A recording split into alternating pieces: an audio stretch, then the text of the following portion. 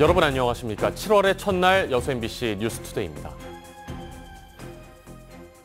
전라선 익산 여수 간 고속철도 사업이 정부가 추진하고 있는 제4차 국가철도망 계획에 최종 반영됐습니다. 전라선 고속화 사업이 국가철도망 구축 계획에 포함됨에 따라 기획재정부의 예비 타당성 조사를 거쳐 사업 추진 여부가 확정됩니다.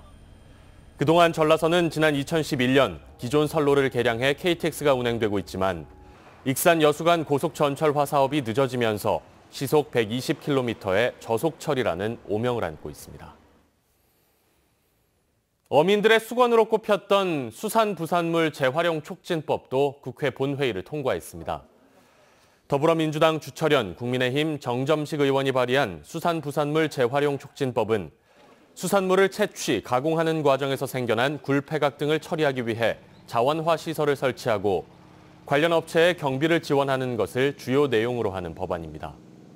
최근 통계에 따르면 국내 수산부산물은 매년 85만여 톤이 발생하고 있으며 어촌마을 미관 훼손과 악취의 원인으로 꼽히고 있습니다.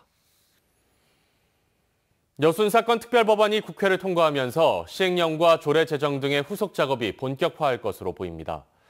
73년 만에 이루어지는 진상규명, 유족들의 나이를 생각하면 처음이자 마지막 기회인데요. 충실한 조사를 위해 제도를 보완해야 한다는 목소리가 커지고 있습니다. 문형철 기자입니다. 이른 아침 위령탑 앞에 선 유족들. 억울하게 세상을 떠난 가족들을 떠올리며 정성스럽게 꽃을 올립니다. 그토록 바랬던 국가 차원의 진상규명. 마음의 짐을 덜어낸 유족들은 73년 전 그날의 진실을 반드시 밝히겠다고 다짐했습니다. 명예를 이제 회복시키게 되었음을 구하나이다. 오역의 역사를 바로잡게 길을 밝혀주소서. 기쁨을 함께 나누지 못하고 먼저 세상을 등진 다른 유족들에게도 미안한 마음을 전했습니다. 특별법 통과를 한 걸 보지 못하고 이렇게 참 운명을 또 했다는 게 또 두 번 마음 아픈 일이지 않아요. 특별법안이 국회를 통과하면서 행안부와 전라남도는 시행령과 조례 제정 등의 후속 절차를 진행할 계획입니다. 하지만 희생자가 10,000명이 넘고 피해 지역도 광범위한 데다 실제 조사를 담당할 중앙정부 차원의 사무처가 도 소속의 실무위원회로 변경돼 조사가 충실하게 이루어질 수 있을지 우려가 큽니다. 실제로 제주 4.3의 경우 전문성 부족 등으로 실무위원회 차원의 조사가 부실하게 이루어져 추가 조사가 진행됐지만 여순 사건은 남은 유족들마저 70, 80대의 고령이라 여유를 부릴 수 있는 상황도 아닙니다. 법안 통과 직후부터 시민단체를 포함한 각계에서 법 개정 등의 제도 보완 요구가 잇따르고 있는 이유입니다. 중앙에 있는 명예회복위원회의 전문위원들이 다시 내려가서 마을별로 전수조사를 거쳐가지고 확정을 지었던 것입니다. 이렇게 해야만이 시간, 예산, 인력의 낭비를 줄일 수가 있다는 것입니다. 시민단체는 토론회 등을 통해 실효적인 진상조사를 위한 시행령 제정과 특별법 개정 방안을 논의한 뒤 이를 정치권과 정부에 건의할 계획입니다. MBC 뉴스 문형철입니다. 여순 사건과 때려야 뗄 수 없는 게 바로 제주 4.3입니다. 하지만 제주 4.3 특별법은 21년 전에 제정됐고 기념사업도 활발히 추진되고 있죠. 제주 유족들은 어떤 노력을 해왔는지 그리고 앞으로 남은 과제는 무엇이라고 생각하는지 조희원 기자가 들어봤습니다. 네, 회장님 안녕하십니까? 네, 반갑습니다. 네, 회장님 먼저 제주 4.3 사건에 대해서 간략하게 설명 부탁드리겠습니다. 74년 전 3.1절 날 제주 북국민학교에 3만 명이 웅집을 합니다. 그래서 해방이 됐는데 통일된 나라가 분단된 나라고 갈 것 같다. 통일된 나라를 원하는 집회 시위를 합니다. 이때 집회를 마치고 관덕정 광장으로 나오는데 그 경찰, 기마 경찰의 말에 학생이 치이는 사고가 납니다. 군중들이 항의를 하는데 이때 총기 난사 사고가 나서 6명이 희생입니다. 그래서 제주도 기관, 법원, 경찰 둘을 비롯한 많은 분들이 파업을 3월 10일 파업을 합니다. 총파업. 제주도가 마비돼 버리죠. 이때 미군정 당국은 경찰들을 총동원해서 탄압을 시작해서 학생들이 죽어나가고 이런 현상이 쭉 이어집니다. 그러다가 항쟁이 일어납니다. 이게 4.3입니다. 제주의 초토화 작전이 48년 10월 17일에 시작됩니다. 이런 초토화 작전이 일어나는 바로 이틀 후에 여수에서 일어난 항쟁이 일어나는데, 이제 제주도민이 학살을 하고 있는 이런 학살을 반대한다고 일어난 항쟁 아닙니까? 그래서 제주도민 입장에서는 여수를 바라볼 때마다 항상 미안한 감정을 갖고 있고 고맙다고 생각을 하고 있습니다. 네, 저희가 인터뷰하고 있는 이곳이 평화공원이잖아요. 여기를 세우기까지 어떤 과정이 있었고 또 이름은 왜 평화공원이라고 명명을 하셨는지가 궁금합니다. 이 평화공원을 만들자는 여론은 40주년쯤 됐을 때야 나왔습니다. 아무 말도 못해도 추모 사업을 시작하면서 미령공원이라 하나 만들어보자. 이거 시민사회의 요구였습니다. 유족들보다. 한 5년쯤 지나니까 제주도 당국에서 그러면 추모공원을 한번 만들어 보겠다. 용역을 들어갑니다. 이게 시작이에요. 화해 상생을 가자. 그리고 평화로 가자. 그래서 평화공원으로 명명을 하게 되었고, 그와 더불어서 또 제주도를 평화의 섬으로까지 이렇게 국가에서 공식 선언을 하기도 했었죠. 앞으로 제주 4.3 유족들이 풀어야 하는 숙제는 어떤 게 남아있다고 생각하시나요? 우리 저 평화공원 전시실에 가면 백비가 누워 있습니다. 이름을 못 붙였습니다. 이게 지금 진짜 그게 아쉽습니다. 이거는 우리 유족들과 학자들 연구를 더해서 저 비년간에 놓여있는 백비를 꼭 일려 세워야 되겠다 이렇게 생각을 하고 있습니다.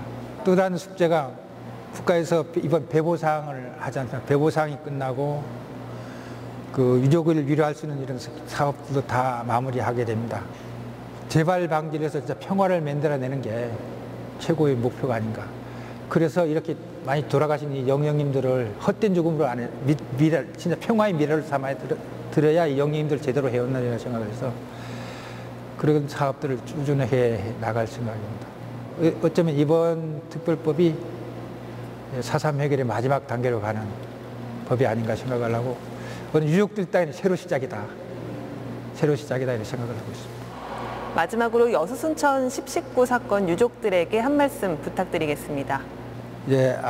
여수 순천 지역 분들께 진짜 고맙다는 말씀부터 드리겠습니다. 진짜 여순 항쟁이 없었다면, 이 항쟁이 없고 제주도에 토벌을 해버렸다면 지금 진상규명 정부 보고서에 남아있는 25,003만 명이 아니라 제주도에 몰살하지 않았을까 이렇게 생각을 하는데, 그래도 진짜 동포의 학살을 거부하고 여수 19 사건을 항쟁을 해주신 여수 지역 국민들이 있었기에 제주가 그래도 이 정도가 되지 않을 생각을 하고, 그분들의 자꾸 진짜 의인이라고 생각을 하고 있습니다.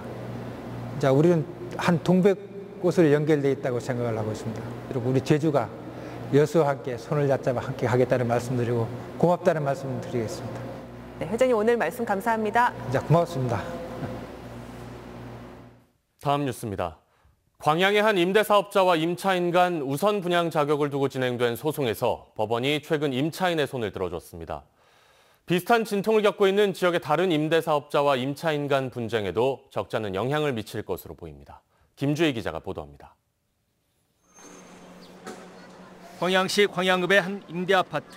이 아파트의 임대사업자와 임차인들은 지난해부터 우선 분양 자격을 두고 치열한 법정 다툼을 벌여오고 있습니다.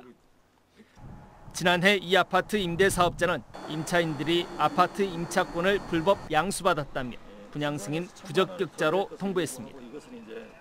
하지만 분양대책위원장인 A씨는 자신이 임대사업자와 임대차 계약을 체결했고 임대보증금 등도 정상 납입한 분양 승인 전환 자격자라며 법원에 소송을 제기했고, 재판부는 최근 임차인 A씨의 손을 들어줬습니다.